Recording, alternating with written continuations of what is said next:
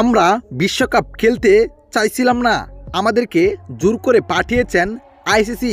বাংলাদেশ আমাদের থেকে অনেক ভালো দল। দর্শক, ইতালিকে হারিয়ে ম্যাচে সংবাদ সম্মেলনে এসে একই বললেন স্কটল্যান্ডের প্লেয়ার মাইকেল। জানুন বিস্তারিত।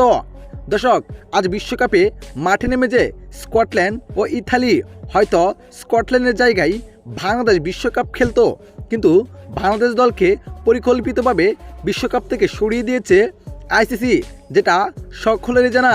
এদিন শুরুতে ব্যাট করতে নেমেছিল স্কটল্যান্ড। শুরুতে ব্যাট করতে নেমে পাহাড় সমান রান করেন তারা, যেখানে 4 উইকেট হারিয়ে 207 রানের বড় লক্ষ্য চুরি দেয় ইটালিকে। এ রানের লক্ষ্যে ব্যাট করতে নেমে সুবিধা করতে পারেন নাই ইটালি। শেষ পর্যন্ত 16 ওভার 4 বলে অল আউট হয়ে যায় মাত্র 134 রানে। এদিকে দর্শক, ম্যাচ শেষে সংবাদ সম্মেলনে এসে স্কটল্যান্ডের প্লেয়ার মাইকেল বলেন, বাংলাদেশ আমাদের থেকে অনেক ভালো দল।